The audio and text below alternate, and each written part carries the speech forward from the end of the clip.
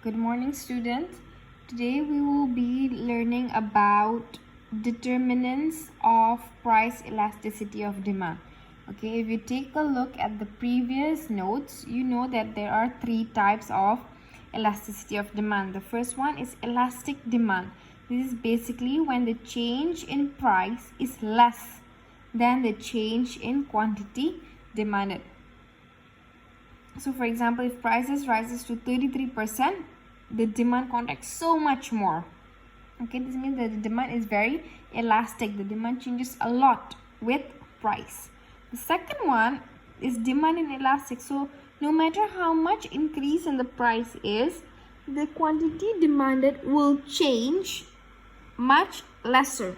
Okay, now we will see what actually affects these changes. For example, number one, the number of close substitutes. Now I want you to think of bubble tea. Okay, now when the price of a bubble tea increases by a little bit, for example, the price of the bubble tea increases by 33%, a lot of people will not buy that particular brand of bubble tea. So even if the price only increase by 2,000, the demand will actually fall by much more, because if you see, bubble tea have a lot of substitutes, right? So the close number of substitutes, the closer substitutes there in the market, the more elastic the demand, because consumers find it easy to switch. Okay, but for products like for example, products like medicine, the particular medicine have no substitute. So even if the price increases by a lot, people will still buy it. Okay, the demand will only fall by a little bit. Now, the cost of switching between products, sometimes when you apply yourself to a gym, they have a 12 months contract. So it's very difficult for you to switch, because you already signed the contract. That's why the demand becomes more inelastic. Okay, there may be costs involved in switching. In this case, demand tends to be more inelastic because it's not easy for you to move, for example, from Gold's Gym to Celebrity Fitness. Okay, next, the degree of necessity, whether the good is luxury. Now we know that a lot of the prices of mask has actually gone up by much more.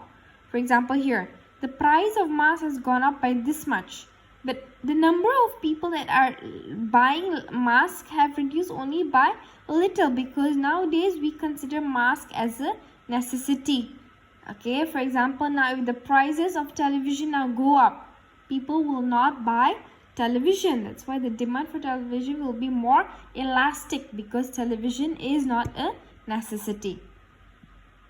Next one, proportion of a consumer's income allocated to spending on the good. For example, you are spending so much money on your Wi-Fi, okay, and then suddenly they increase the price by 10%. What will happen is you will tend to reduce your demand for Wi-Fi, because you are already spending so much money on it.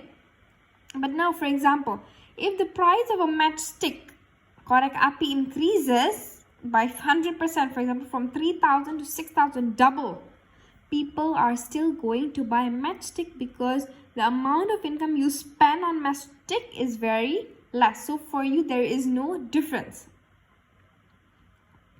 Then, the time period allowed following a change price. Okay, for this one, I will just cancel it off.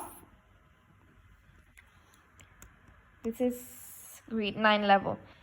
Now, next one, whether the good is subject to habitual consumption. Now, for example, if you are very much addicted to playing a certain game and you have to subscribe on the game, even if the price of the game increases by much more, you will maybe tend to reduce that game by a little bit, because you are habitual, you are addicted to it.